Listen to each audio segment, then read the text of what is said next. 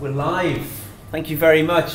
Welcome to Hairdressing Live. This is the future of education. And guess who we have with us today, everybody? It is Luke Benson. Hello everyone, thank you for having me. Look, we have been super excited actually. For some time we've been trying to get this guy and nail him down with a date. We're super excited to have him on board with us actually. So he put together this Plan, Perform, Perfect course, which I was genius. I thought, do you know what, great topic. It's great to have something like this, which I'm going to let him explain to you a little bit more in detail, but I believe it's very valuable to us with clients, like if wanting restyles and wanting something current. I think it's brilliant. So he's going to go through that a little bit more in detail. But anyway, listen, tell us what's happening with Luke Benson. What's been going on with Luke Benson? Anyway, lots. It's kind of scary. A busy boy. Yeah, lots in a good way. Yeah. Scary stuff. Kind of took the plunge about 3 months ago to go out on my own and kind of launch Luke Benson Hair. Everyone thought I was opening a salon. Yeah, I'm not. So sorry to my clients. You still doing clients? I'm still doing them a little bit here and there. Yeah. I kind of dedicate. You do them out of a salon? Yeah. So I kind of dedicate a couple of days a week to them. Okay. But they're pretty cool. They understand that if I've got other stuff coming up and I need to jig their appointments around, they kind of get it. They love you, you know? Well, I think most of the ones that I'm doing now, they're kind of more like mates. You know, it's like you've got clients. You know, the ones you've been doing for ages. They're kind of happy to see you succeeding anyway. So, kind of what's happening? What's Luke Benson hair then? What is it? Is it education? Yeah, it's a right mix, really. Yeah. I'm kind of open to anything in a weird way. I got signed to an agency, so Carol Hayes Management are looking after me from my kind of session and editorial, brilliant kind of avenues of the industry, and then I'm just doing. I don't want to lose my kind of connection to the trade as well. You know, I spent so long being in this industry on this side, I still want to carry on doing that. So I'm doing education for salon groups, whether it be like a consultancy thing or whether they're coming in to their salons to teach their staff. Some things where we've been kind of putting together shoots, you know, not necessarily for the awards or anything like that, but if they're doing a new kind of branding for their salon. I've been abroad doing some stuff. I'm abroad Carnival this week. I'm shooting tomorrow in Paris for a brand out there. What's that for? Is it like for a hairdressing It's for a French hairdressing brand. Okay. They kind of want to remodel their company in a sense. So I'm kind of coming in doing their visuals over 3 days. Amazing. Yeah. So you do the visual aspect. Yeah. So we've had the back and forth on the kind of what they want to kind of make it a little bit more kind of cool and up to date. And I send over mood boards back and forth. Yeah. And they're kind of a division of a far bigger company, you know, like all these kind of hair brands are owned by maybe someone a little bit bigger. So it's been a bit of a kind of knocking heads a little bit to try and kind of get everything agreed, but that's tomorrow, so that's exciting. So I'm going out there for 3 days and then I go back out to the south of France with them at the end of the year and we're doing a show for this new collection basically. And then Saturday I'll go out to the Netherlands for Wella and I'm doing some mentoring for their Vision finalists ready for their competition out in September. So it's really varied. It's interesting. You know, I've got some cool stuff kind of coming up, but it still feels really new. I feel like I've done a lot in a short space of time, but I keep having to tell myself like, kind of slow down a little bit. It's only been 3 months. Enjoy it. And no, I don't. I think go full steam ahead. You know what? Just trying to take everything. Trying to be humble about it, but it's cool. And I've got a lot of great friends in the industry. Yeah. Really supportive, like we all should be, kind of, I think, anyway, in what we do. So hopefully work with them in the future, other brands, and just see what kind of happens. So if anyone wants to do something, then hit me up. Let's perfect. Do you know what? I mean, I like what you go into with the salons, and you do photographic stuff or visual aspect to it as well. I mean, it brings me back to the question we were just chatting about there a moment ago. You just won British Hairdresser of the Year for London, the London category. Yeah. Those imagery, I mean, that's how you win the award, right? Yeah, those imagery were phenomenal, right? I've got to say, absolutely. Grabbed my attention. I know Alan Edwards was just in there now. He was mentioning as well, wasn't he? About the imagery. Phenomenal, absolutely phenomenal. Tell us a little bit about that. How did you come around with the concept of putting that together, photographer-wise, inspiration, and tell us a little bit about that. I went sort of straight in, you know, I was living and breathing it from probably after last year's awards, you know, and I kind of came away thinking I want to do that. Had, you know, full support of my boss at the time, and just kind of started putting the concept together. I'm really lucky that I work with a photographer who is also a really good friend of mine, and she shot my Afro collection back in 2014, Catherine Harbour. And we sat before initial concept really. We just went for dinner and chatted some things out. Kind of came up with some ideas. I looked back at previous collections, and you just kind of start getting a storyboard. Like, we're lucky nowadays with social media and things like Pinterest and all that kind of stuff. Mm-hmm. It's so accessible to get things. And I just wanted to do something that had an element of different eras. Yeah. Not just focusing on one. So that was kind of my first train of thought, if you know what I mean. Then I looked back in some of the previous collections and realised that no one had won London with a collection that wasn't in colour since something like, I think it was like 2006. Oh wow, that's research for you. That's brilliant. So then my head started playing on that then. Is there a reason that no one's won it by not doing it in colour? Because having it not in colour doesn't win. Mm. Or was it time that maybe I need to do something different and give myself a chance? Because I think whenever you do anything, like, you've got to love it here, whether you win, lose, or even get through. Like, you've still got to look back at those pictures and think, I love them regardless.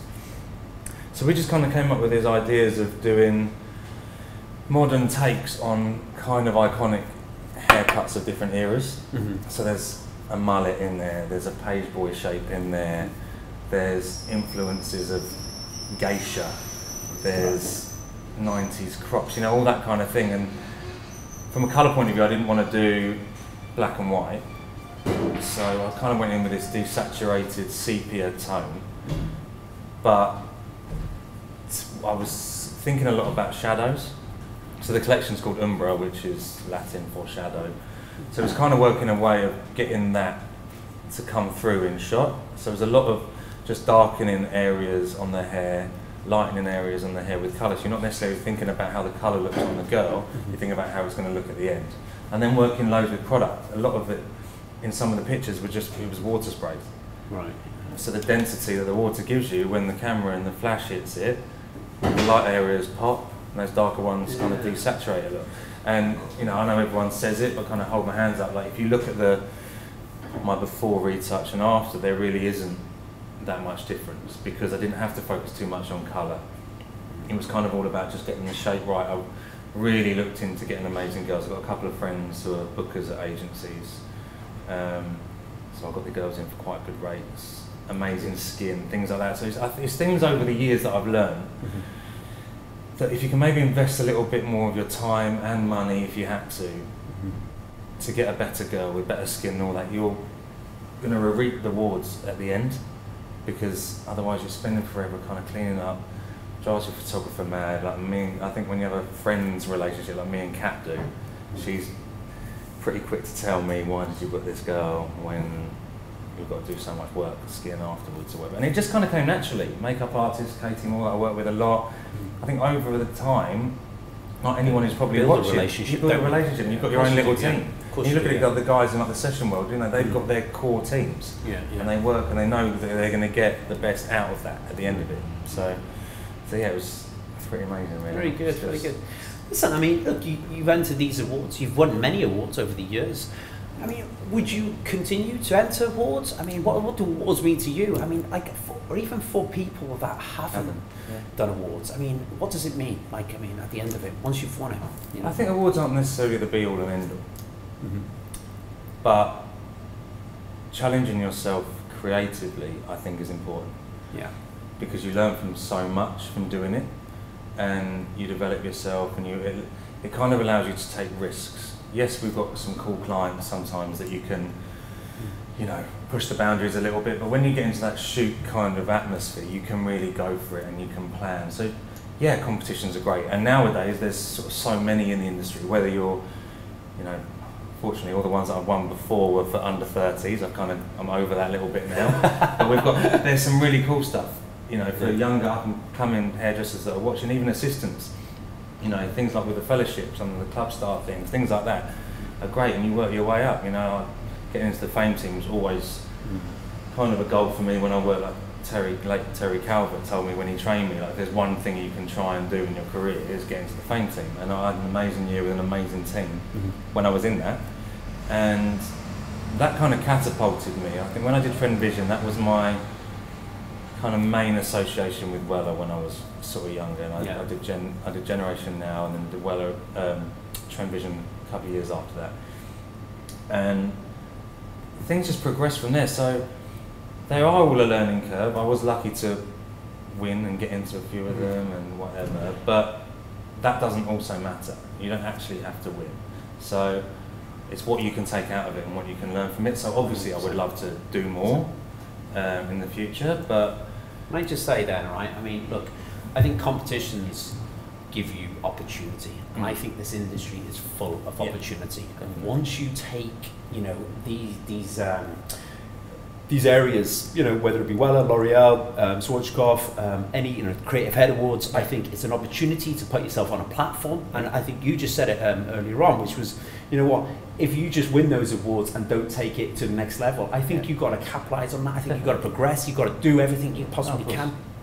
We were just chatting earlier on, and it was basically about how we sort of, what you put in, you get out, right? So you have to put in extra work, extra time, and it becomes an obsession, doesn't it? Like, you know, extra days off, and you know, I mean, you were just saying that earlier on. About I mean, when I've kind of always been like it. When I trained at Calypso, you know, I qualified relatively quickly because I didn't want to be sweeping hair. I was a nightmare when I was in there. I used to just stand and sweep next to the guys who were cutting hair because I wanted to be watching haircuts.